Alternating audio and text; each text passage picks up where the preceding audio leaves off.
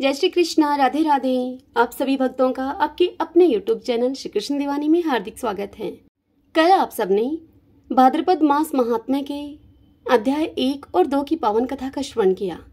अब आज अध्याय 3 में उससे आगे की कथा का श्रवण करते हैं।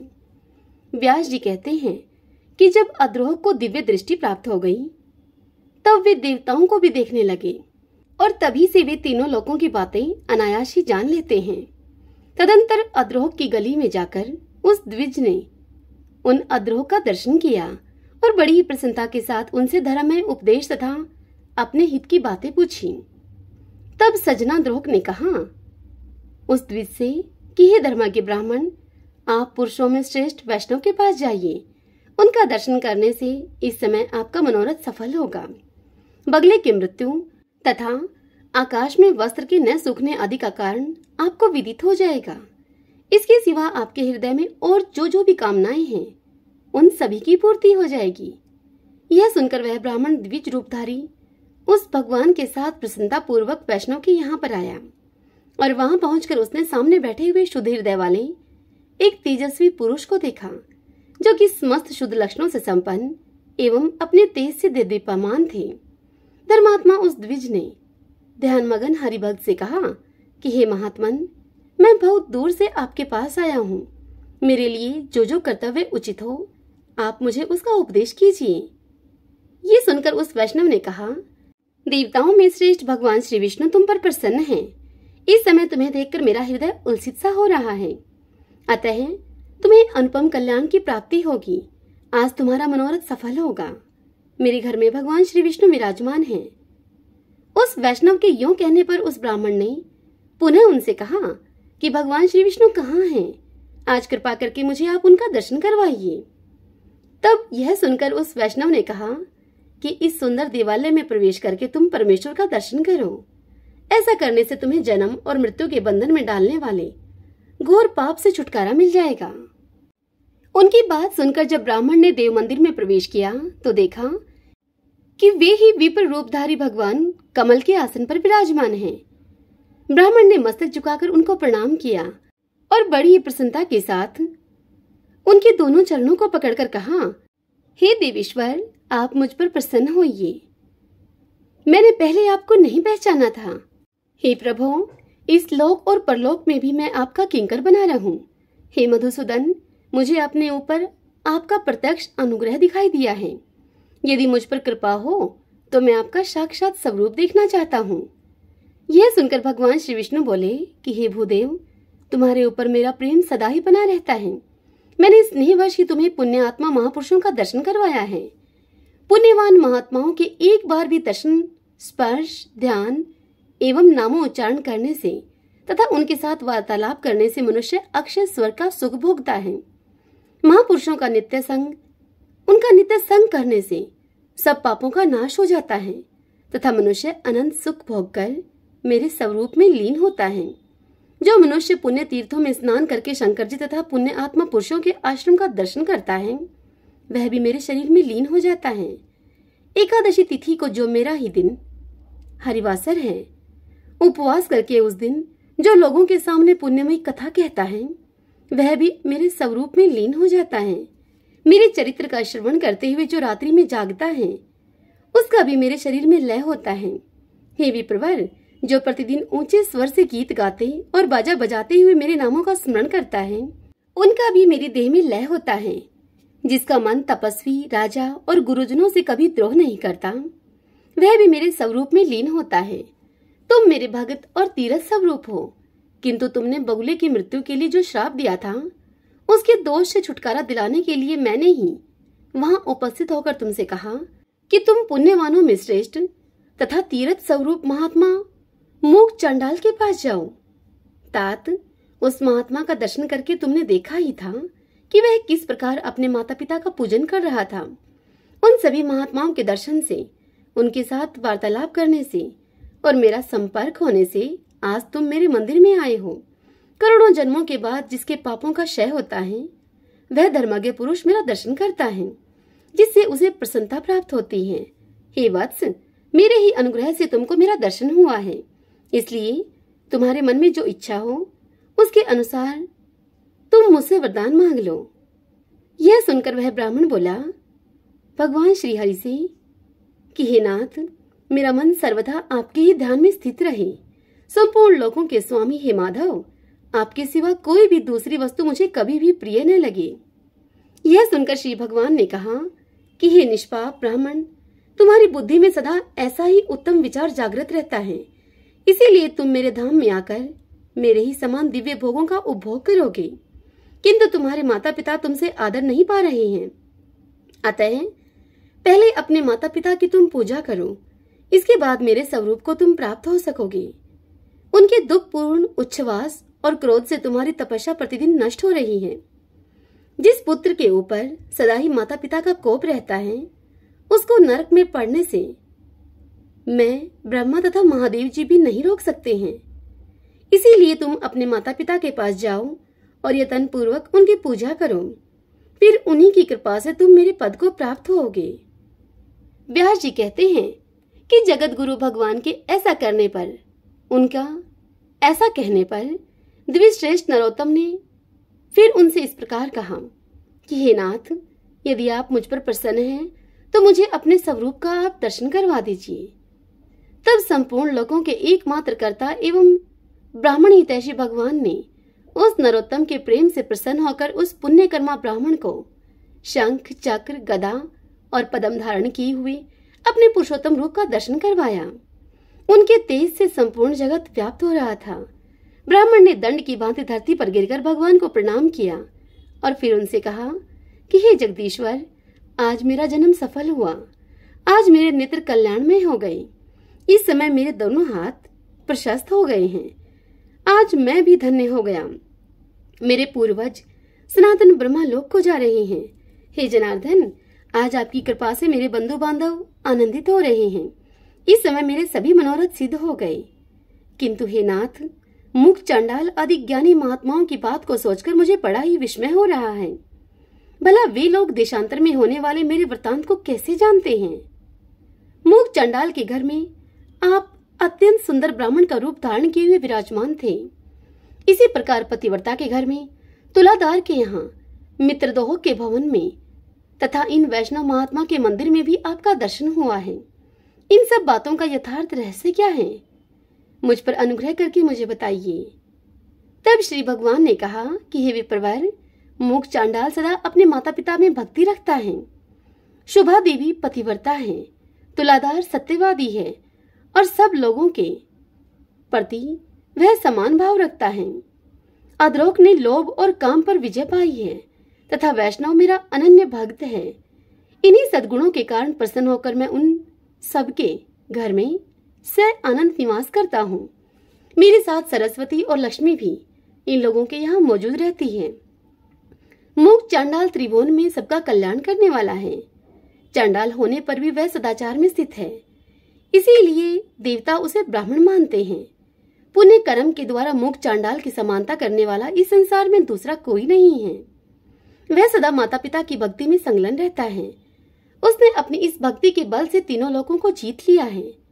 उसकी माता पिता के प्रति भक्ति देखकर मैं उस पर बहुत ही संतुष्ट रहता हूँ और इसीलिए उसके घर के भीतर आकाश में संपूर्ण देवताओं के साथ ब्राह्मण रूप से मैं निवास करता हूँ।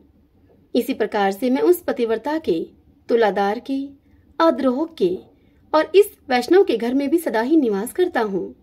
हे धर्मज्ञ, एक मुहूर्त के लिए भी मैं इन लोगों का घर नहीं छोड़ता हूँ।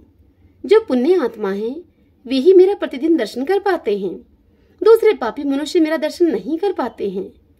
तुमने अपने पुण्य के प्रभाव से और मेरे अनुग्रह के कारण ही मेरा दर्शन किया है। अब मैं कर्मशः उन महात्माओं के सदाचार का तुमसे वर्णन करूंगा। तुम ध्यान देकर सुनो। ऐसे वर्णनों को सुनकर मनुष्य जन्म और मृत्यु के बंधन से सर्वथा मुक्त हो जाता है। देवताओं में भी पिता और माता से बढ़कर तीर्थ नहीं है। जिसने माता पिता की आराधना की है, वही पुरुषों में श्रेष्ठ है। वह मेरे हृदय में रहता है और मैं उसके हृदय में। हम दोनों में कोई भी अंतर नहीं रह जाता। इहलोक और परलोक में भी वह मेरे ही समान पूज्य है। वह अपने समस्त बंधु बांधवों के साथ मेरे रमणीय धाम में पहुंचकर मुझ में ही लीन हो जाता है।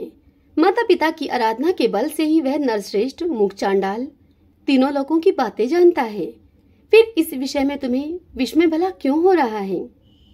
यह सुनकर ब्राह्मण ने पूछा कि हे जगदीश्वर, मोह और अज्ञानवश पहले माता पिता की आराधना न करके फिर भले बुरे का ज्ञान होने पर यदि मनुष्य पुनः माता पिता की सेवा करना चाहे तो उसके लिए क्या कर्तव्य है? यह सुनकर श्री भगवान उसे बोले कि हे विप्रवर, 1 वर्ष, 1 मास, 1 पक्ष, 1 सप्ताह अथवा 1 दिन भी जिसने माता पिता की भक्ति की है वह मेरे धाम को प्राप्त होता है, तथा जो उनके मन को कष्ट पहुंचाता है वह अवश्य ही नरक में पड़ता है। जिसने पहले अपने माता पिता की पूजा की हो या फिर न की हो, यदि वह अपने माता पिता की मृत्यु के पश्चात सांस छोड़ता है तो उसे पितृभक्ति का फल मिल जाता है। जो बुद्धिमान पुत्र अपना सर्वस्व लगाकर माता पिता का श्राद्ध करता है वह जाति स्मर अर्थात पूर्व जन्म की बातों को स्मरण करने वाला होता है और उसे पितृभक्ति का पूरा फल मिल जाता है। श्राद्ध से बढ़कर महान यज्ञ तीनों लोकों में दूसरा कोई भी नहीं है। इसमें जो कुछ दान दिया जाता है वह सभी अक्षय होता है। दूसरों को जो दान दिया जाता है उसका फल 10,000 गुना होता है। अपनी जाति वालों को देने से लाख गुना, पिंडदान में लगाया हुआ धन करोड़ गुना और ब्राह्मण को देने पर वह धन अनंत गुना फल देने वाला बताया गया है। जो गंगा जी के जल में और गया, प्रयाग, पुष्कर, काशी, सिद्धकुंड और गंगा सागर संगम तीर्थ में पितरों के लिए अन्नदान करता है उसकी मुक्ति निश्चित है तथा उसके पितृ अक्षय स्वर्ग को प्राप्त करते हैं। उनका जन्म सफल हो जाता है। जो विशेषतः गंगा जी में तिल मिश्रित जल के द्वारा तर्पण करता है उसे भी मोक्ष का मार्ग मिल जाता है। फिर जो पिंडदान करता है उसके लिए तो कहना ही क्या है। अमावस्या और युग आदि तिथियों को तथा चंद्रमा और सूर्य ग्रहण के दिन जो पावन श्राद्ध करता है वह अक्षय लोक का भागी होता है। उसके पितृ उसे प्रिय आशीर्वाद और अनंत भोग प्रदान करके 10,000 वर्षों तक तृप्त रहते हैं। इसीलिए प्रत्येक पर्व पर पुत्रों को प्रसन्नता पूर्वक पावन श्राद्ध करना चाहिए। माता पिता के इस श्राद्ध यज्ञ का अनुष्ठान करके मनुष्य सब प्रकार के बंधनों से मुक्त हो जाता है। जो श्राद्ध प्रतिदिन किया जाता है उसे नित्य श्राद्ध माना गया है। जो पुरुष श्रद्धा पूर्वक नित्य श्राद्ध करता है वह अक्षय लोक का उपभोग करता है। इसी प्रकार कृष्ण पक्ष में विधि पूर्वक काम्य श्राद्ध का अनुष्ठान करके मनुष्य मनोवांछित फल को प्राप्त करता है। आषाढ़ की पूर्णिमा के दिन जो 5वां पक्ष आता है जिसे महालय या पितृपक्ष कहते हैं उसमें पितरों का श्राद्ध करना चाहिए। उस समय सूर्य कन्या राशि पर गए हैं या नहीं इसका विचार नहीं करना चाहिए। जब सूर्य कन्या राशि पर स्थित होते हैं उस समय से लेकर 16 दिन उत्तम दक्षिणाओं से संपन्न यज्ञों के समान महत्व रखते हैं। उन दिनों में इस परम पवित्र काम्य श्राद्ध का अनुष्ठान करना उचित है। इससे श्राद्धकर्ता का मंगल होता है। यदि उस समय श्राद्ध न हो सके तो जब सूर्य तुला राशि पर स्थित हो उसी समय कृष्ण पक्ष आदि में उक्त श्राद्ध करना उचित है। चंद्र ग्रहण के समय सभी दान भूमिदान के समान होते हैं। सभी ब्राह्मण व्यास जी के समान माने जाते हैं और समस्त जल गंगा जल के तुल्य हो जाता है। चंद्र ग्रहण में दिया हुआ दान और समय की अपेक्षा लाख गुना तथा सूर्य ग्रहण का 10 लाख गुना अधिक फल देने वाला बतलाया गया है। और यदि गंगा जी का जल प्राप्त हो जाए तब तो चंद्र ग्रहण का दान करोड़ गुना और सूर्य ग्रहण में दिया हुआ दान 10 करोड़ गुना अधिक फल देने वाला होता है। विधि पूर्वक 1 लाख गौदान करने से जो फल प्राप्त होता है वह चंद्र ग्रहण के अवसर पर उस समय गंगा जी में स्नान करने से मिल जाता है। जो चंद्रमा और सूर्य के ग्रहण में गंगा जी के जल में डुबकी लगाता है उसे संपूर्ण तीर्थों में स्नान करने का फल प्राप्त होता है। यदि रविवार को सूर्य ग्रहण और सोमवार को चंद्र ग्रहण हो तो वह चूड़ामणि नामक योग कहलाता है। उसमें स्नान और दान का अनंत फल माना गया है। उस समय पुण्य तीर्थ में पहले उपवास करके जो पुरुष पिंडदान, तर्पण तथा धन दान करता है वह सत्यलोक में प्रतिष्ठित होता है। यह सुनकर उस ब्राह्मण ने पूछा श्री भगवान से कि हे देव, आपने पिता के लिए किए जाने वाले श्राद्ध नामक महायज्ञ का मुझसे वर्णन किया। अब यह बतलाइए कि पुत्र को पिता के जीते जी क्या करना चाहिए। कौन सा कर्म करके बुद्धिमान पुत्र को जन्म जन्मांतरों में परम कल्याण की प्राप्ति हो सकती है। ये सब बातें यत्नपूर्वक बताने की मुझे आप कृपा कीजिए। यह सुनकर श्री भगवान बोले कि हे विप्रवर, पिता को देवता के समान समझकर उनकी पूजा करनी चाहिए। और पुत्र की भांति उन पर स्नेह रखना चाहिए। कभी मन से भी उनकी आज्ञा का उल्लंघन नहीं करना चाहिए। जो पुत्र रोगी पिता की भली भांति परिचर्या करता है, उनकी देखभाल करता है, उसे अक्षय स्वर्ग की प्राप्ति होती है और वह सदा देवताओं के द्वारा पूजित होता है। पिता जब मरणासन होकर मृत्यु के लक्षण देख रहे हों, उस समय भी उनका पूजन करके पुत्र देवताओं के समान हो जाता है। पिता की सदगति के निमित्त विधि पूर्वक उपवास करने से जो फल होता है, जो लाभ होता है, अब मैं तुम्हारे समक्ष उसका वर्णन करता हूँ। तुम ध्यान पूर्वक सुनो। 1000 अश्वमेध और 100 राष्ट्र यज्ञ करने से जो पुण्य होता है, वही पुण्य पिता के निमित्त उपवास करने से प्राप्त होता है। वही उपवास यदि तीर्थ में किया जाए तो उन दोनों यज्ञों से करोड़ गुना अधिक फल होता है। जिस श्रेष्ठ पुरुष के प्राण गंगा जी के जल में छूटते हैं, वह पुनः माता के दूध का पान नहीं करता है, वह मुक्त हो जाता है। जो अपने इच्छा अनुसार काशी में रहकर प्राण त्याग करता है, वह मनोवांछित फलों को भोगकर मेरे स्वरूप में लीन हो जाता है। योग युक्त नैष्ठिक ब्रह्मचारी मुनियों को जिस गति की प्राप्ति होती है, वही गति ब्रह्मपुत्र नदी की 7 धाराओं में प्राण त्याग करने वाले को मिलती है। विशेषतः अनंत काल में जो सोन नदी के उत्तर तट का आश्रय लेकर विधि पूर्वक प्राण त्याग करता है, वह मेरी समानता को प्राप्त होता है। जिस मनुष्य की मृत्यु घर के भीतर होती है, उस घर के छप्पर में जितनी गांठें बंधी रहती हैं, उतने ही बंधन उसके शरीर में भी बंध जाते हैं। एक एक वर्ष के बाद उसका एक एक बंधन खुलता है। पुत्र और भाई बंधु देखते रह जाते हैं। किसी के द्वारा उसे उस बंधन से छुटकारा नहीं मिलता। पर्वत, जंगल, दुर्गम भूमि या जल रहित स्थान में प्राण त्याग करने वाला मनुष्य दुर्गति को प्राप्त होता है। उसे कीड़े आदि की योनि में जन्म लेना पड़ता है। जिस मरे हुए व्यक्ति के शव का दाह संस्कार मृत्यु के दूसरे दिन होता है, वह 60,000 वर्षों तक कुंभीपाक नरक में पड़ा रहता है। जो मनुष्य अस्पर्श का स्पर्श करके या पतित अवस्था में प्राण त्याग करता है, वह चिरकाल तक नरक में निवास करके मलेच्छ योनि में जन्म लेता है। पुण्य से अथवा पुण्य कर्मों का अनुष्ठान करने से मृत्युलोक निवासी सब मनुष्यों की मृत्यु के समय जैसी बुद्धि होती है, वैसी ही गति उन्हें प्राप्त होती है। पिता के मरने पर जो बलवान पुत्र उनके शरीर को कंधे पर ढोता है, उसे पग पग पर अश्वमेध यज्ञ का फल प्राप्त होता है। पुत्र को चाहिए कि वह पिता के शव को चिता पर रखकर विधि पूर्वक मंत्र उच्चारण करते हुए पहले उसके मुख में आग दे, उसके बाद संपूर्ण शरीर का दाह करे। उस समय इस प्रकार से कहे, जब उसके शरीर का दाह करे, जो लोभ मोह से युक्त तथा पाप पुण्य से आच्छादित थे, उन पिताजी के इस शव का, इसके संपूर्ण अंगों का मैं दाह करता हूँ, वे दिव्य लोक में जाएं। इस प्रकार दाह के समय कहें। इस प्रकार दाह करके पुत्र अस्थि संचय के लिए कुछ दिन प्रतीक्षा में व्यतीत करें। फिर यथा समय अस्थि संचय करके दशाह आने पर अर्थात 10वां दिन आने पर स्नान करके गीले वस्त्रों का परित्याग कर दे। फिर विद्वान पुरुष 11वें दिन एकादशाह श्राद्ध करे और प्रेत के शरीर की पुष्टि के लिए एक ब्राह्मण को भोजन भी करवाए। उस समय वस्त्र, पीढ़ा और चरण पादुका इन आदि वस्तुओं का विधि पूर्वक दान करे।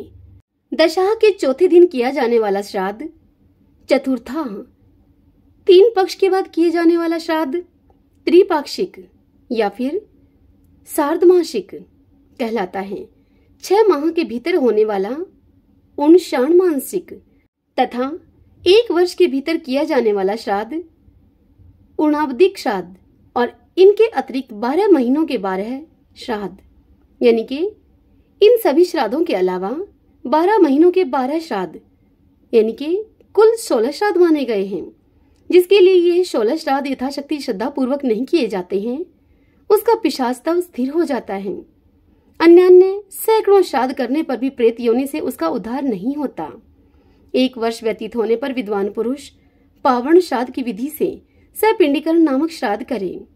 यह सुनकर उस ब्राह्मण ने पूछा भगवान श्री हरि से कि हे केशव, तपस्वी, वनवासी और गृहस्थ ब्राह्मण यदि धन से हीन हो तो उसका पितृ कार्य भला कैसे हो सकता है? तब श्री भगवान बोले कि जो तृण और काष्ठ का उपार्जन करके अथवा कोड़ी कोड़ी मांग कर पितृ कार्य करता है, उसके कर्म का लाख गुना अधिक फल होता है। कुछ भी न हो तो पिता की तिथि आने पर जो मनुष्य केवल गौओं को घास खिला देता है उसे पिंडदान से भी अधिक फल प्राप्त होता है। पूर्व काल की बात है, विराट देश में एक अत्यंत दीन मनुष्य रहता था। एक दिन पिता की तिथि आने पर वह बहुत ही रोया। रोने का उसका कारण यह था कि उसके पास श्राद्ध के लिए आवश्यक सभी वस्तुओं का अभाव था। बहुत देर तक रोने के बाद उसने किसी विद्वान ब्राह्मण से पूछा कि हे ब्राह्मण, आज मेरे पिताजी की तिथि है, किंतु मेरे पास धन के नाम पर कौड़ी भी नहीं है। ऐसी दशा में क्या करने से मेरा हित होगा? आप मुझे ऐसा उपदेश दीजिए जिससे कि मैं धर्म में स्थित रह सकूं। तब उस विद्वान ब्राह्मण ने उसे कहा कि तात, इस समय कुतप नामक मुहूर्त बीत रहा है। तुम शीघ्र ही वन में जाओ और पितरों के उद्देश्य से घास लाकर गौओं को खिला दो। तदंतर ब्राह्मण के उपदेश से वह वन में गया और घास का बोझा लेकर बड़े ही हर्ष के साथ पिता की तृप्ति के लिए उस घास को उसने गौओं को खिला दिया। इस पुण्य के प्रभाव से वह देवलोक को चला गया। पितृयज्ञ से बढ़कर दूसरा कोई भी धर्म नहीं है, इसलिए पूर्ण प्रयत्न करके अपनी शक्ति के अनुसार मात्सर्य भाव का त्याग करके श्राद्ध करना चाहिए। जो मनुष्य लोगों के सामने इस धर्म संतान अर्थात धर्म का विस्तार करने वाले अध्याय का पाठ करता है, उसे प्रत्येक लोक में गंगा जी के जल में स्नान करने का फल प्राप्त होता है। जिसने प्रत्येक जन्म में महापातकों का संग्रह किया हो, उसका यह सारा संग्रह इस अध्याय का एक बार पाठ या फिर श्रवण करने पर नष्ट हो जाता है। हरि ओम तत्सत। ओम नमो भगवते वासुदेवाय। आशा करती हूँ आज की यह कथा आप सबको पसंद आई होगी। यदि ऐसा हो तो इस वीडियो को लाइक करें और शेयर करें, और इसी के साथ कमेंट बॉक्स में ओम नमो भगवते वासुदेवाय लिखना बिल्कुल मत भूलिए। हरे कृष्णा।